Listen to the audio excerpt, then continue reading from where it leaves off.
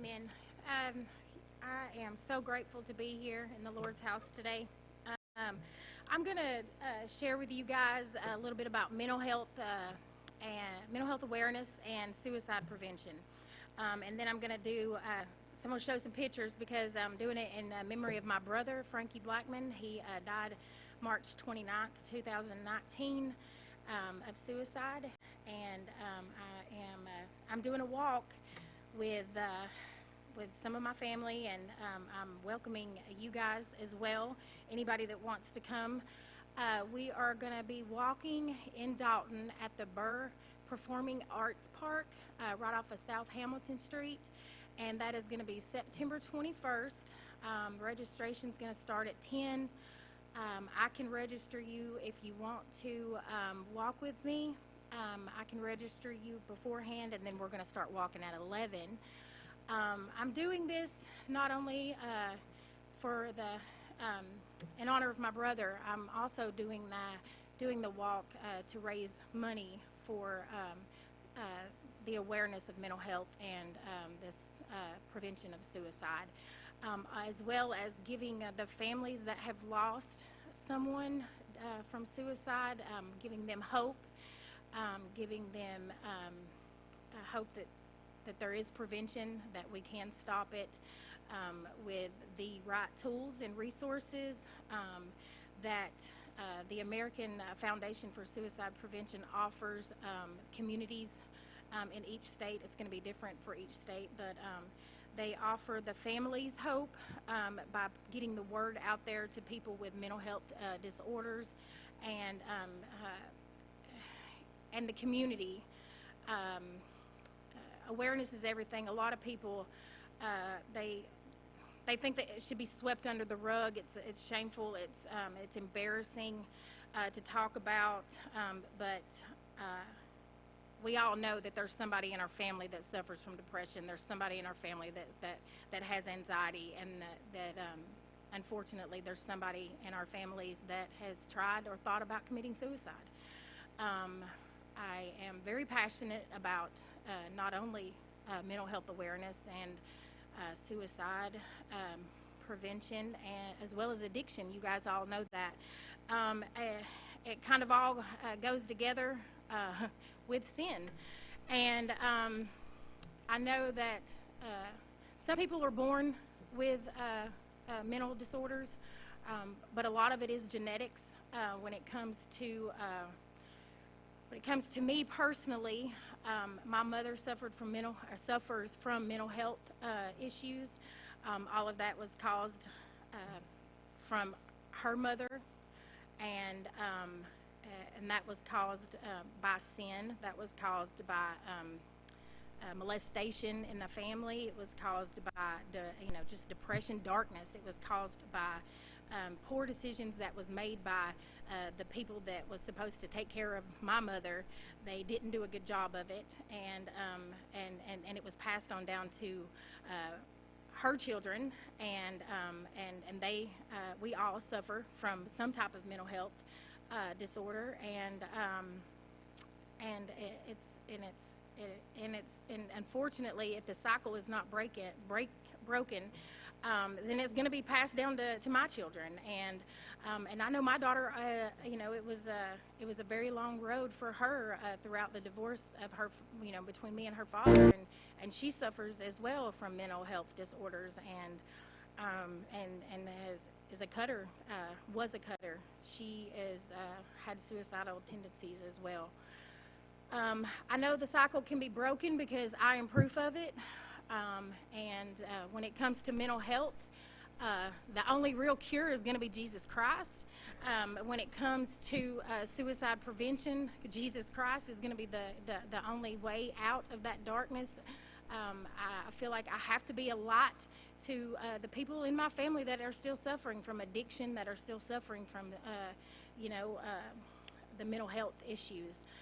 I'm speaking before you today to let you guys know that these are things I'm very passionate about, and I would like to invite all of you guys to you can walk with me on September 21st. I've got some flyers that we're going to put out at the front of the church that with the information. You can ask me about it. I can send you the link. I want you guys to just to know that there is help out there. If you know anybody that's suffering from mental health disorders and thoughts of suicide, it's very important that you contact somebody that you know that can get them the resources that they need in order to come out of it. I'm going to now show you guys some slideshow pictures of my brother Frankie. It's going to start with some pictures of us as children, and then it's going to go into his adult pictures. I'm doing this in honor of him and his memory. I'm going to do just a little short testimony of his story. We grew up very hard. My mother suffers from mental health, very suicidal tendencies. Our whole entire life, it was very traumatic, and we were tossed from home to home, home to home. My mom was in and out of jail, incarceration. She was on life support so many times that I can't even remember how many times.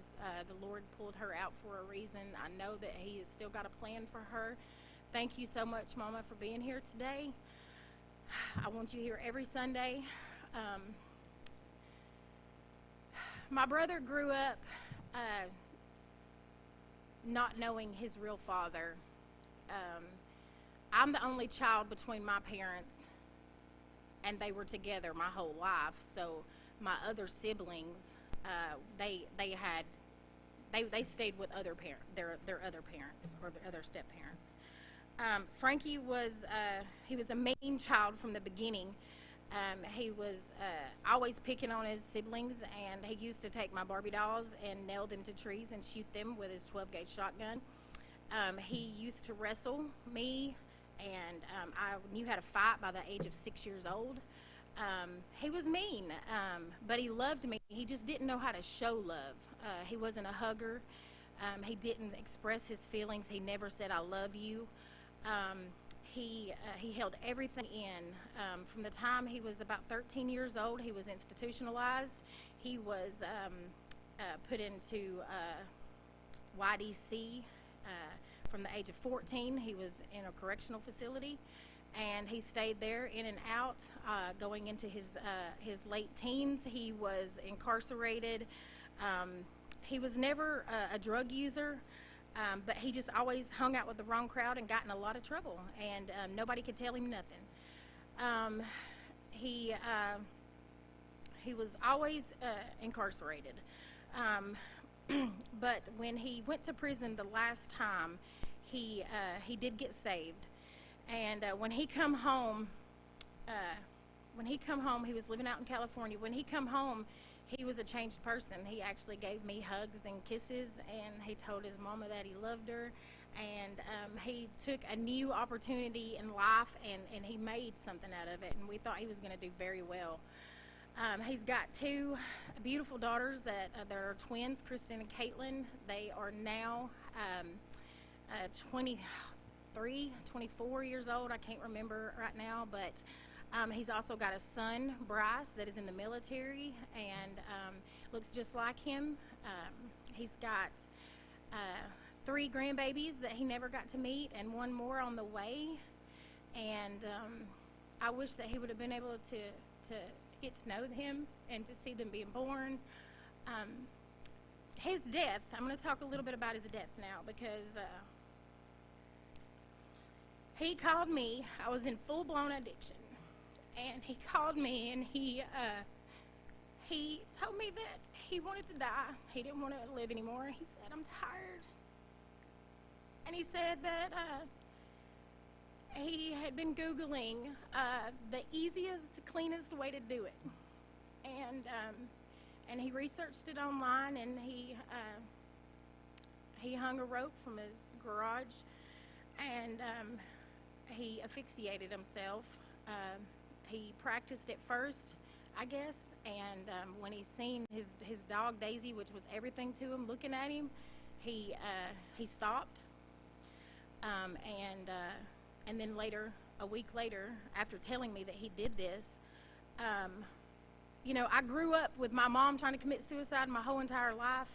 Um, I I didn't take it seriously. I thought, "Are you kidding me?" I grew up with that in my life, and I was so deep into addiction that when he told me that, it actually made me angry at him. I didn't know how to handle it. I was mad. I was like, "How dare you even go there?" And I brushed it off and didn't have time for it because I was too busy with my addictions. I was too busy for me, what I wanted to do. I avoided it, and unfortunately, he did it. And I should have known he was going to do it because he was a man of his word. He never did anything that he never said he was going to do something and not do it. I carry a lot of pain in my heart for not getting him help, for not going to California and telling him I loved him, and I don't want nobody else to feel that pain and that responsibility for somebody. So I really just want everyone to know that if somebody tells you that they don't want to live anymore, somebody tells you that they're in a dark place and that they're thinking about harming themselves, get them some help.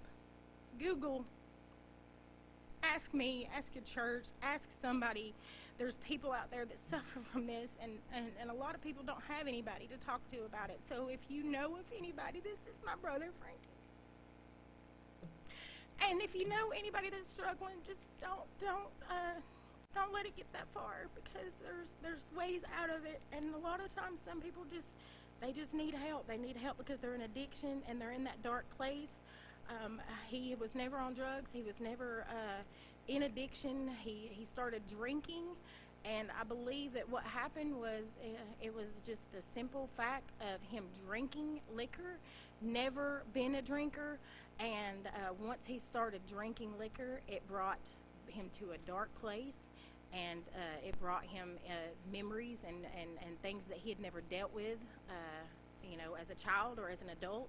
He never was able to recover from it, did not heal from it, and the alcohol is what got him so deep into the darkness, and that allowed him to sit in it, and it ultimately costed him his life. So, mental health awareness, addiction, trauma, suicide, they all sin. They all go in together. So, like I said, I'm doing this walk in memory of him, to give my family hope that one day that maybe we can help these people and we can stop suicide.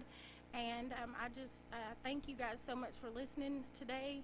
And if you want to walk with me, it would just be amazing. And if you want to do a virtual walk with me, you can also do that. If you can't go to Dalton, we have a link that you can virtually walk. And any donations would be great. Even if it's $1, I don't care what it is. It's going to I'll be given to the American Foundation for Suicide Prevention. And I love you guys, and thank you so much. And I love you, Mama. Thank you.